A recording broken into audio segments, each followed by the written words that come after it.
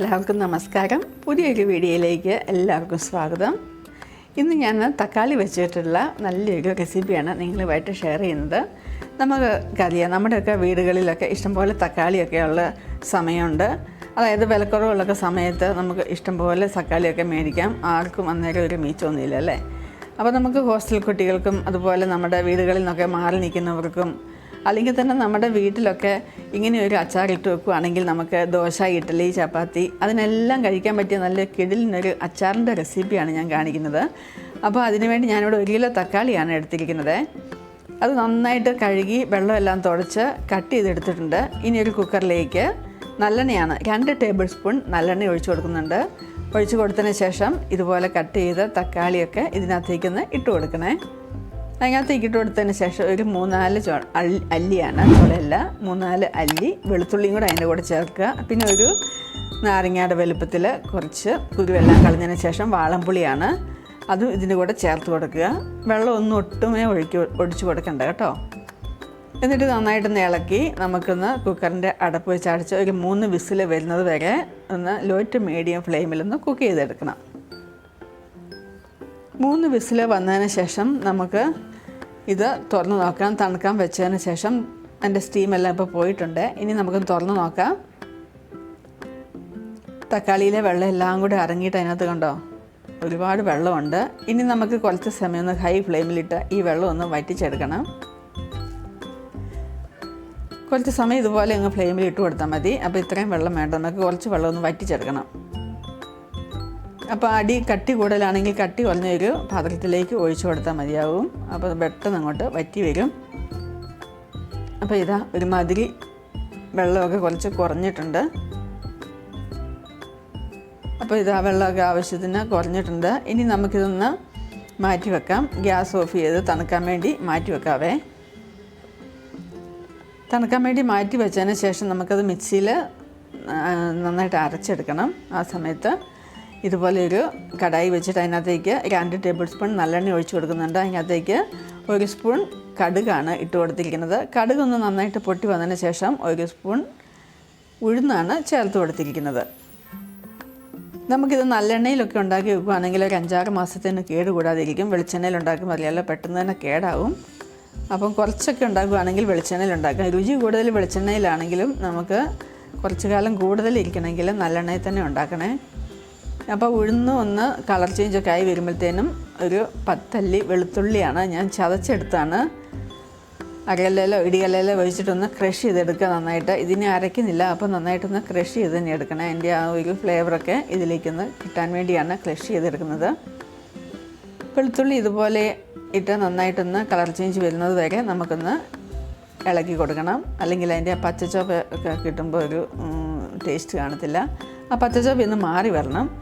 അപ്പോൾ അത് നന്നായിട്ടൊന്ന് വഴന്ന് വന്നിട്ടുണ്ട്. അപ്പോഴത്തേനും ഒരു 4-5 വറ്റൽമുളകാണ് നടുവേ ഒന്ന് കട്ട് ചെയ്തിട്ടിട്ടുണ്ട്. ഈ വറ്റൽമുളക് കഴുകി ഒന്ന് ശരിക്കും ഞാൻ ഉണക്കിയെടുത്തതാണ്, കാരണം ഒന്നും വെള്ളമായി ഉണ്ടാകാൻ പാടില്ല. കറിവേപ്പില അതുപോലെ ഇട്ട് കൊടുക്കുന്നുണ്ട്. ഒരു 2 ഇതൾ കറിവേപ്പിലയാണ്. ഇതൊക്കെ നേരത്തെ തന്നെ കഴുകി വെള്ളമൊക്കെ മാറ്റി വെക്കണേ.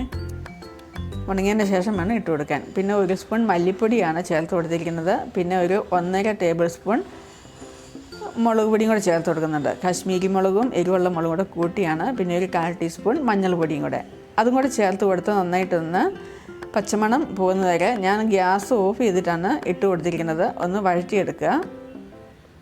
ഇനി ഇതിനകത്തേക്ക് 1 സ്പൂൺ കായപ്പൊടിയാണ് ചേർത്ത് കൊടുത്തിരിക്കുന്നത്. കായപ്പൊടിയുടെ ഒരു ഫ്ലേവർ മുന്നേ തന്നെ നിൽക്കണം. അതുകൊണ്ടാണ് അല്പം കൂടുതൽ 1 ടേബിൾ സ്പൂണാണ് ചേർത്ത് കൊടുത്തിരിക്കുന്നത്. അതുകൂടി ചേർത്ത് കൊടുത്തതിന് ശേഷം നമ്മൾ ആ ടൊമാറ്റോ പേസ്റ്റ് തണുത്തതിന് ശേഷം അരച്ചിട്ടുണ്ടായിരുന്നു. ആ പേസ്റ്റ് ഇതിനകത്തേക്ക് ചേർത്ത് കൊടുക്കുക. ഇതുപോലെ നന്നായിട്ട് വടിച്ച് ചേർക്കുക.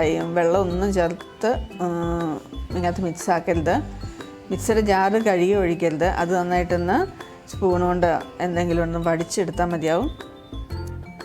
ഇനി ഇതിനകത്തേക്ക് ആവശ്യത്തിന് ഉപ്പ് ചേർത്തെടുക്കുക. 1 സ്പൂൺ ഉപ്പാണ് ചേർത്ത് കൊടുക്കുന്നത്. കുറവെന്ന് തോന്നുകയാണെങ്കിൽ നമുക്ക് പിന്നെ ചേർത്ത് കൊടുക്കാവുന്നതാണ്.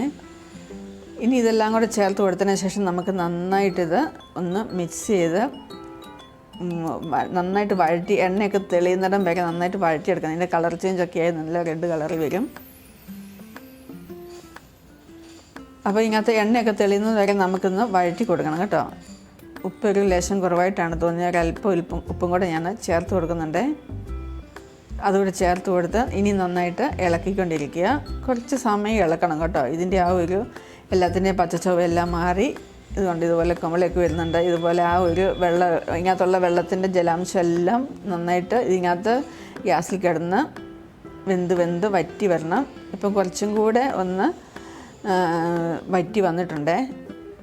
അപ്പം നമുക്ക് പാനിൽ നിന്നൊക്കെ ഈസി ആയിട്ട് വിട്ട് വരാൻ തുടങ്ങും. സൈഡിൽ കൂടെയൊക്കെ എണ്ണയൊക്കെ അല്പമായിട്ട് തെളിയാൻ തുടങ്ങിയിട്ടുണ്ട്. ഇത് കണ്ടോ, നല്ല ഈസി ആയിട്ട്. കുറച്ച് ക്വാണ്ടിറ്റി ഒന്നൊക്കെ കുറഞ്ഞിട്ടുണ്ട്. നമ്മളിത് വറ്റി വരുമ്പോഴത്തേനും അതിൻ്റെ ക്വാണ്ടിറ്റിയൊക്കെ കുറച്ച് കുറയും കേട്ടോ. അപ്പോൾ ഞാനിവിടെ 1 കിലോ തക്കാളിക്കാണ് ഉണ്ടാക്കിയിരിക്കുന്നത്.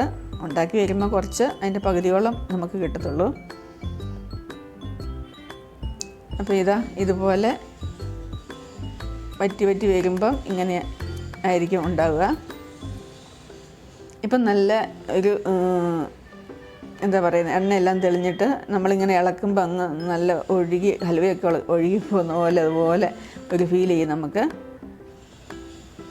ഈ രീതിയിലാണ് ഉണ്ടാക്കിയെടുക്കേണ്ടത്. ഇത് നമുക്ക് ഹോസ്റ്റലിൽ നിൽക്കുന്ന കുട്ടികൾക്കൊക്കെ കൊടുത്ത് വിടുകയാണെങ്കിൽ തണുത്തതിന് ശേഷം നല്ല ഗ്ലാസ് ജാറിൽ എയർ ടൈറ്റ് ആയിട്ടുള്ള ഒരു ഭരണിയിലിട്ട് അടച്ചു വെച്ചാൽ മതിയാവും. ഇപ്പോൾ ഹോസ്റ്റലിൽ പോകുന്ന കുട്ടികൾക്കൊന്നും ഫ്രിഡ്ജൊന്നും കാണത്തില്ലല്ലോ. അതുകൊണ്ട് നമ്മൾ നല്ലെണ്ണയിൽ തന്നെ ഉണ്ടാക്കി കൊടുക്കാൻ ശ്രദ്ധിക്കുക. വെളിച്ചെണ്ണയിൽ പെട്ടെന്ന് കനച്ചു പോവുകയെ, അതൊന്ന് പ്രത്യേകം ശ്രദ്ധിക്കുക. വീട്ടിലിരിക്കുന്നവർക്ക് വെളിച്ചെണ്ണയിൽ ഉണ്ടാക്കിയാലും കുഴപ്പമില്ല, നമുക്ക് ഫ്രിഡ്ജിലേക്ക് എടുത്ത് വെക്കാം. അപ്പോൾ നല്ലെണ്ണയിലൊക്കെ ഉണ്ടാക്കി കൊടുത്ത് വിടുവാണെങ്കിൽ മക്കൾക്കൊക്കെ ചോറിന് ഇത് മാത്രം മതിയാവും.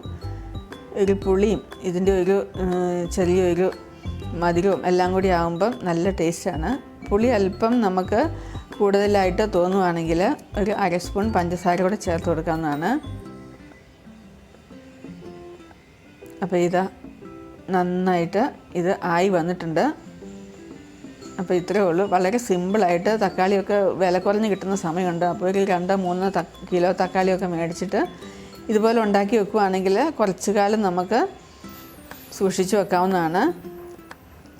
ഇപ്പോൾ ഇഡ്ഡലിയോ ദോശയൊക്കെ കഴിക്കണമെങ്കിൽ ചപ്പാത്തിക്കൊക്കെ ഈ ഒരു കറി മതി. ചോറിന് തന്നെ ഇത് ധാരാളം മതി. ഒരു മീൻ ഫ്രൈയും കൂടെ ഉണ്ടെങ്കിൽ വേറെ ഒരു കറിയുടെ ആവശ്യമില്ല അല്ലേ. അപ്പം നിങ്ങൾക്ക് ഈ വീഡിയോ ഇഷ്ടപ്പെട്ടെന്ന് വിശ്വസിക്കുന്നു. ഇഷ്ടപ്പെട്ടെങ്കിൽ നിങ്ങൾ തീർച്ചയായിട്ടും ഒന്ന് ലൈക്ക് ചെയ്ത് ഷെയർ ചെയ്ത് സബ്സ്ക്രൈബ് ചെയ്യുക.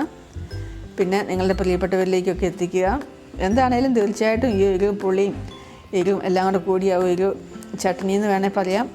അപ്പം ഇത് കൂട്ടി ചോറ് തിന്നാനൊക്കെ നല്ല അടിപൊളി ടേസ്റ്റാണ് കേട്ടോ. അപ്പോൾ നിങ്ങൾ ഇതുപോലെ ഒന്ന് ട്രൈ ചെയ്ത് നോക്കിയിട്ടില്ലെങ്കിൽ തീർച്ചയായിട്ടും ഒന്ന് ട്രൈ ചെയ്ത് നോക്കി ഫീഡ്ബാക്ക് അറിയിക്കണേ. അപ്പോൾ നമുക്ക് അടുത്ത വീഡിയോയിൽ കാണുന്നവരെ എല്ലാവർക്കും നല്ലൊരു ദിനം ആശംസിക്കുന്നു. ബൈ.